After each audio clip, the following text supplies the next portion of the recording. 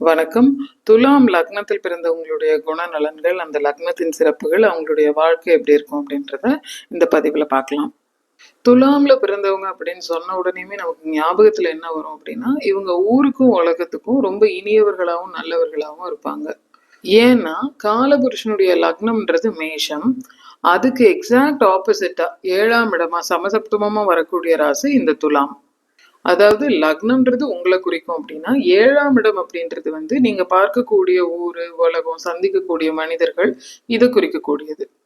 அப்போ காலபுருஷனுக்கு 7ஆம் இடமாக இந்த துலாம் வர்றதுனால இவங்க குடும்பத்தை விட ஊருக்கு அதிகம் உழைக்கக்கூடியவங்களாவும் ஊருக்கு நல்லவங்களா இருக்கக்கூடியவங்களாவும் இருப்பாங்க.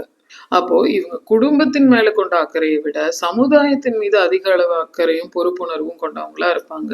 சமூகத்துக்கு யாராவது கேடு விளைவிக்கிறாங்க, சமுதாயத்துல யாராவது வந்து ஃப்ராடுலன்ஸ் பண்றாங்க, தப்பா நடந்துக்கிறாங்க அப்படின்னா அதுக்கு ரொம்ப கொந்தளிக்க கூடியவங்களாவும் ரியாக்ட் பண்ணக்கூடியவங்களாவும் இருப்பாங்க. ஒரு உதாரணத்துக்கு சொல்லணும் அப்படின்னா, கிராமங்கள்ல எல்லாம் கம்பவுண்டர்ஸே வந்து மாத்திரை எழுதி கொடுக்கறது, வயசானவங்களுக்கு வீட்டுக்கு போய் பார்த்துட்டு செக் பண்ணி பிரிஸ்கிரிப்ஷன் கொடுத்துட்டு வர்றது, இந்த மாதிரிலாம் பண்ணுவாங்கல்ல. இதெல்லாம் வந்து இந்த துலாம் பார்த்தாங்கன்னு வச்சுக்கோங்களேன், ஒத்துக்கவே மாட்டாங்க. இன்ஃபேக்ட் அந்த கம்பவுண்டர்ஸ் டாக்டர் மாதிரி அதுக்கும் மேலேயும் வச்சு மக்கள் பார்த்துக்கிட்டு இருப்பாங்க. ஆனா இந்த துலாம்ல பிறந்தவங்களோட சிந்தனை எப்படி இருக்கும் அப்படின்னா, இது ரொம்ப தவறு, இவர் ப்ரொஃபஷனலா வந்து டாக்டர் கிடையாது, இவர் எழுதி கொடுக்குற மருந்துகள் வந்து ஆபத்தானது, அது சமுதாயத்துக்கு சரியில்லாத ஒண்ணு, இவர் பண்ற வேலையே தப்பு அப்படின்ற கண்ணோட்டத்துல தான் பார்ப்பாங்க. அது சரியும் கூட. இன்னும் இத தெளிவா சொல்லணும் அப்படின்னா, துலாம்ன்றது ஒரு காற்று ராசி. அதுலயும் தென்றலை குறிக்கக்கூடியது. அப்போ தென்றல்ன்றது எங்க அடிக்கும்? வீட்டுக்குள்ள அடிக்காது இல்லையா? வெளியில, ஒரு மரத்தடியில, ஃபார்ம் ஃபீல்ட்ல, அப்படி ஒரு வெட்ட வெளியில இதமான ஒரு அனுபவத்தை கொடுக்கக்கூடியது தான் தென்றல். அப்போ இவங்க வெளியில உள்ளவங்க கிட்டயும் தான் பழகக்கூடிய நபர்கள் கிட்டயும் தென்றல் மாதிரியானவங்க. அதாவது அவங்கள ஃபீல் குட்டா ஒரு கம்ஃபர்டபுளா வச்சுக்கக்கூடிய தன்மை உள்ளவங்க.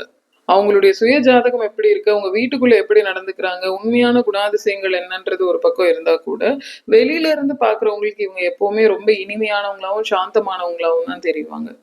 அடுத்ததா இவங்களோட சின்னமே பாத்தீங்கன்னா துலாபாரம். துலாபாரத்தினுடைய மெக்கானிசமே என்னன்னா, ஒரு பக்கம் வெயிட் வச்சா இந்த பக்கம் இழுக்கும், அடுத்த பக்கம் வெயிட் வச்சோம்னா அங்க இழுக்கும். ஸோ அந்த பேலன்சிங்ன்றதே ரொம்ப கஷ்டமான விஷயம், சீசா மாதிரி. ஸோ இந்த துலாம்ல பிறந்தவங்களுக்கு பேலன்ஸ்டான ஒரு லைஃப்பை கொண்டு போறதுல எப்பவுமே ஒரு ஹர்டில் இருந்துகிட்டே இருக்கு.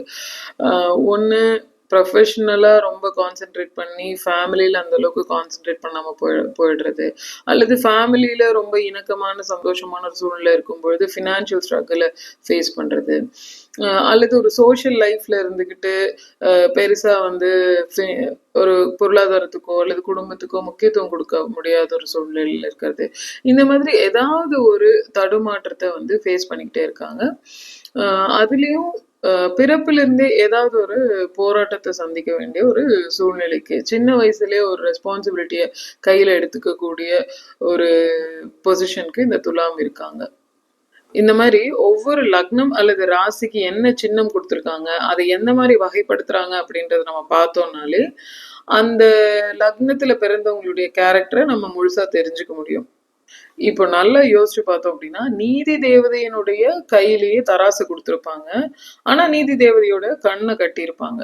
அவங்க வந்து நியாயமானவங்க தான், இருந்தாலும் கண்ணை திறந்து யாரையாவது பார்த்துட்டாங்க அப்படின்னா அவங்களுக்கு பாகுபாடு காட்டிடுவாங்களோ, அல்லது யாராவது ஒருத்தருக்கு பயஸ்டா, யாராவது ஒருத்தருக்கு வந்து ஃபேவரபிளா நடந்துருவாங்களோ அப்படின்றதுனால அவங்க கண்ணே கட்டியிருப்பாங்க. அதுக்கு அர்த்தம் என்ன? தராசு பொய் சொல்ல போறது இல்லை, ஆனா மனித மனங்கள் வந்து பொய் சொல்றதுக்கோ அல்லது வந்து பாகுபாடுடன் நடந்துக்கிறதுக்கோ வாய்ப்பு இருக்கு அப்படின்றது தான்.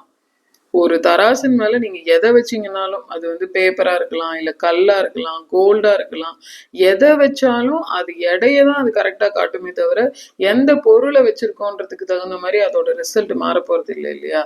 அந்த மாதிரி இந்த துலாம் லக்னத்தில் பிறந்தவங்க வந்து ரொம்ப நேர்மையாளர்களாகவும் நீதிமானாகவும் இருப்பாங்க. அப்படிதான் அவங்க இருந்து ஆகணும்.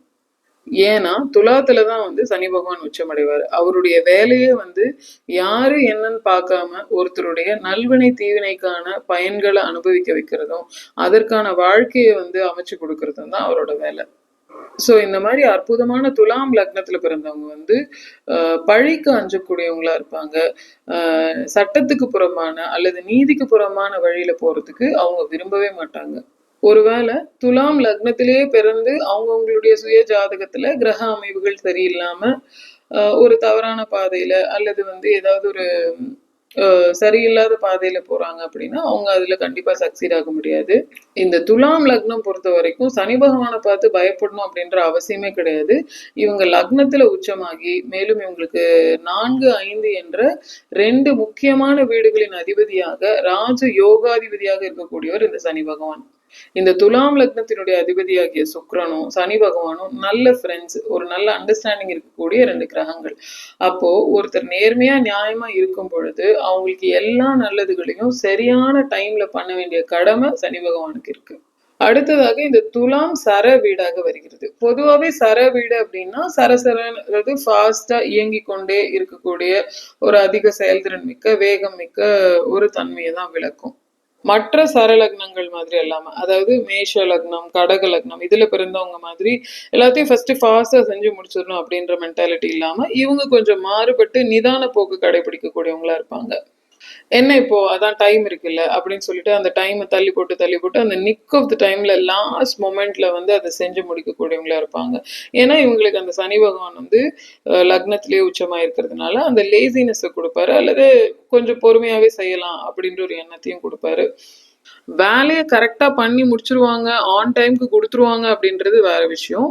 இருந்தா கூட அந்த சோம்பேறித்தனத்தினாலயோ அல்லது வேலையை வந்து கரெக்டா செய்யணும், நேர் வழியில எந்த ஷார்ட் ரூட்டும் எடுக்காம செஞ்சு முடிக்கணும், பெர்ஃபெக்டா செஞ்சு முடிக்கணும் அப்படின்னு நினைக்கிறதுனாலயோ இவங்களுக்கு வந்து அந்த டைம் எடுத்துரும், அந்த லாஸ்ட் மொமெண்ட்ல வந்து முடிப்பாங்க. அடுத்துதான் ஒரு தராசு எப்படி எடை போடுமோ அந்த மாதிரி இவங்க வந்து மனிதர்களை எடை போட தெரிஞ்சவங்களா இருப்பாங்க. அப்படின்னா என்னன்னா ரொம்ப ஷார்ட் டைம்லயே தன்னோட பழகக்கூடியவங்க நல்லவங்களா கெட்டவங்களா, இவங்க கிட்ட எதை பேசினா என்ன பதில் வரும், இவங்களோட அடுத்த மூவ் என்ன, இவங்க எதுக்கு எப்படி ரியாக்ட் பண்ணுவாங்க அப்படின்றதெல்லாம் வந்து ஈஸியா கணிக்கக்கூடியவங்களா இருப்பாங்க. அப்படி எடை போடக்கூடிய தங்களுடைய திறமைய எங்க எப்படி யூஸ் பண்ணுன்ற மதிநுட்பம் உடையவங்களாவும் இருப்பாங்க. அதனாலதான் இந்த துலாம் லக்னத்துல பிறந்தவங்க நிறைய பேர் பாத்தீங்கன்னா பிசினஸ் மென்னா இருப்பாங்க. பொதுவாவே இந்த தராசுன்றது வியாபாரிகள் யூஸ் பண்ணக்கூடிய உபகரணம் தான் இல்லையா? அதோட வடிவம் வேணா காலப்போக்குல மாறி இருக்கலாமே தவிர அதோட யூசேஜும் பர்பஸும் மாற போறது கிடையாது. ஸோ இந்த துலாத்துல பிறந்தவங்களுக்கு இன்னொருத்தவங்களுக்கு கீழே வேலை பார்க்கறத விட தானே ஒரு சுயதொழில் பண்ணணும் அப்படின்ற எண்ணம் அடிப்படையாகவே இருக்கும். அப்படி பிஸ்னஸ் பண்ணி ஒரு நிறுவனத்தை நிலைநிறுத்துறதுக்கான முனைப்பும் சின்சியாரிட்டியும் டெடிகேஷனும் இவங்க கிட்ட இன்பில்ட்டாவே இருக்கும். இதோட இந்த வீடியோவை நான் நிறைவு செஞ்சாலும் இன்னும் துலாமை பத்தி பேசுறதுக்கான நிறைய விஷயங்கள் இருக்கு. அவங்களுடைய பொருளாதாரம் எப்படி இருக்கும், குடும்பம் எப்படி இருக்கும், அவங்களுடைய வாழ்க்கை பயணம் த்ரூ அவுட் எப்படி இருக்கும் அப்படின்றத நான் பார்ட் 2 வீடியோல பேசுறதுக்கு இருக்கேன். So please stay tuned to my channel astrology the science of light.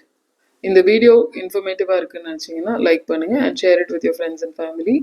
And ஜோதிட ரிலேட்டடான ஏதாவது கேள்விகள் அல்லது என்னுடைய இந்த வீடியோக்கான ஏதாவது சந்தேகங்கள் இருந்தது அப்படின்னா கமெண்ட்ல தெரியப்படுத்துங்க. Thank you so much for listening. நன்றி, வணக்கம்.